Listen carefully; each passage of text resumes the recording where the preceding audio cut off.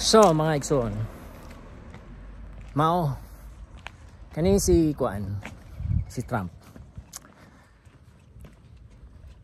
Ang problema gyud, nagkuhang gyud siya na siya'y mga sala, mga krimen. So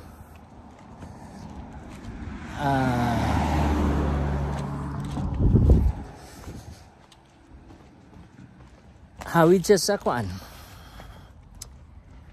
sa liog, either si Putin or si Netanyahu or nagoy mga Anglo conquistadores gyud nga naghawid sa iyang liog.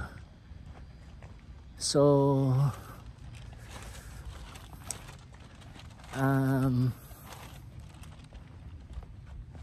importante nga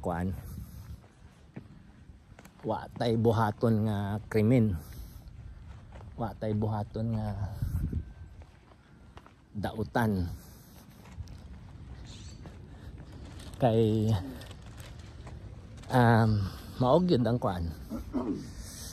mahimot ang itoy-itoy. Then siya gusto niya nga mahimo siyang dictator for life, pareho ni Putin og ni Xi Jinping og ni Kim Jong-un. Kay di ko naman siya kaso. So it's not good mga igsoon.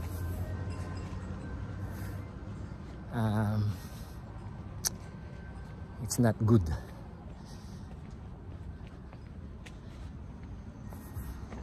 So anyway,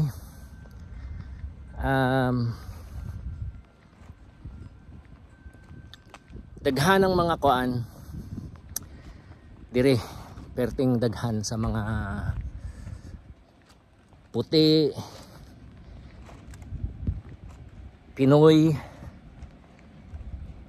Latino, Mexicano, itom nga itoy gyud, klaro gyud nga itoy gyud ni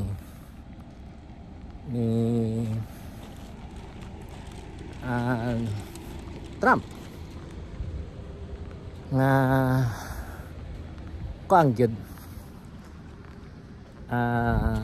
Nagpalibot na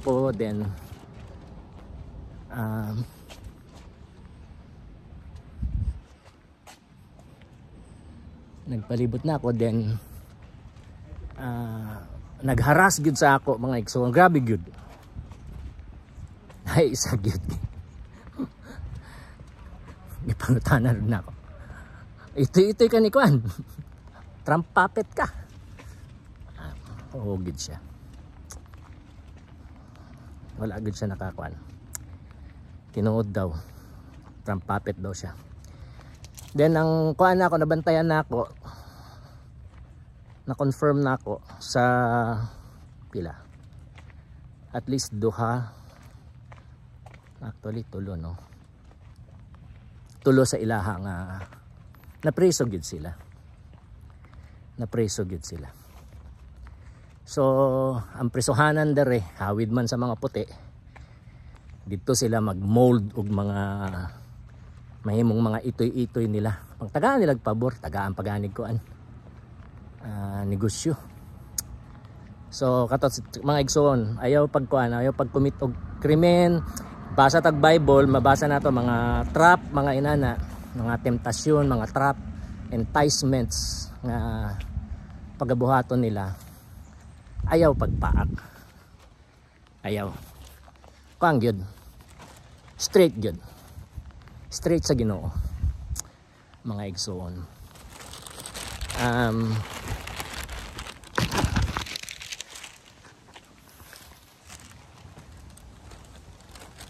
Then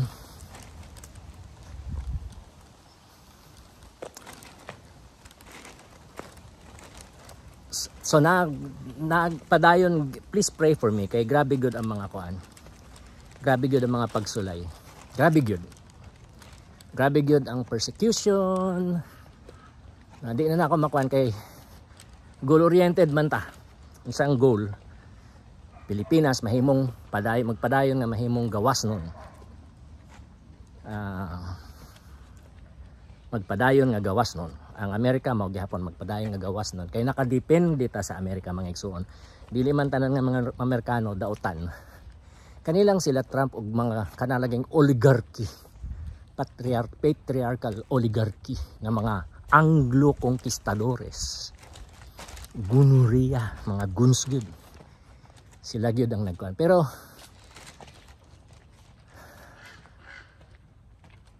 gamhanan sila dato gyud. Dato gyud. Pero siyempre wala na yung mas gamhanan pa sa Ginoo. And then mission man yung mga igsuon. dili man ni politika ni. So happen lang nga kinahanglan na mukuhaan ko sa politika kay mahimog yung diktadorya ang gobyerno sa Amerika. May tugod ni Trump o kaning mga MAGA/Nazi. And then perting luoya sa mga kuan, mga ito, mga Native Americans, mga immigrants, etc. Mexicano, Latino, Latina, Latinx. So for the sake of the gospel of Jesus, kuang gud ta nila. Mulaban gud ta sa mga gidaog-daog. And huruton gud sila mga igsoon. Hudon gud sila. So dili pwede. I cannot be a faithful witness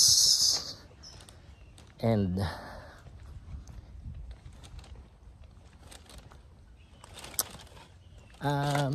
Christian servant of the Lord Jesus Christ kung ulipon sa Ginoong Jesucristo kung dili ko mo speak against aning grabe gud ni. And so diri nag-buckle up mi kay musaka gyud ang mga presyo diri. So wala pa ko mahuman, daghan pa ko mga i-share sa mga Amerikano, especially sa mga itom, sa mga Native Americans, sa mga Mexicano, Latina, Latinx, Latino, immigrants, etc. etc. Mga biktima ug mga gidaog-daog, gi-oppress sa mga gamhanan ug mga dato. So ang word sa ako sa Ginoo ganiyang buntag is preach the gospel to the poor. Ay sign siya sa kingdom of God when the gospel is preached to the poor. So please pray for me. Diya maghihapon, preach the gospel to the poor. The reason why we speak out against evil politicians, evil oligarchies, is because we are preaching the gospel we are proclaiming the gospel to the poor. Hallelujah. And again, do not be entangled. Hebrew, do not be entangled. Fix your eyes on Jesus. Fasting, prayer, meditation on God's word. The anointing of the Holy Spirit. The anointing of the Holy Spirit. The presence. Kaya kung Kristohanon ka, united to Jesus by faith, nag-indwell ng Holy Spirit sa imo. But we need to practice the presence of the Holy Spirit every day. We have to be closer and closer to Jesus. Eh, grabe ang mga pangahitabo sa tibok kalibutan. Climate change mga igsuon. Climate change. So, that is dako kayo. And then, napay AI, napanin China, Russia, mga igsuon. Oh God Almighty, tabangi kami Ginoo. Lord, maluoy ka sa amo. God, we need you. How we need you. Kinahanglan kami sa imong gahom. Nagkinahanglan kami sa imong presensya. Nagkinahanglan kami sa imong pulong. The more sa imong pulong ang niya sa amo, the more of the Holy Spirit ang maga-manifest o maga-operate sa among mga kasing-kasing huna-huna kalag tibuok pagkatawo sa among mga pamilya, sa among mga dakbayan, sa among mga nasud sa tibuok kalibutan. Oh God, Spirit of the living God, anointing of the living God, Fall on us, fill us every day, Holy Spirit. Lead us, guide us, give us your word of power in every season, Lord God. We demolish strongholds, kanigay mga igsoon, spiritual warfare. In the name of Jesus, we wrestle not against powers and principalities, but against demonic powers and authorities and principalities in the heavenly places. In the name of Jesus, we stand on the authority of the blood and the name of the Lord Jesus Christ. And we speak to all the demons in the Philippines, in Mindanao, Visayas and Luzon, all the demons in America, and all the demons of every country in the world. We take authority in the name of Jesus. We rebuke all demons, we rebuke Satan, we cast out Satan, we cast out demons, we dismantle them, we demolish them, we come against them, we destroy them in the name of Jesus, and give us the anointing of the Holy Spirit to proclaim the gospel to the poor, to set the captives free, to heal the brokenhearted, O God, to bring in the harvest of the end times. In the name of Jesus, in the name of Jesus, in the name of Jesus. We thank you, Lord. We praise you. In Jesus' name. Amen and amen. All right, mga igsoon. Love you all. Bye.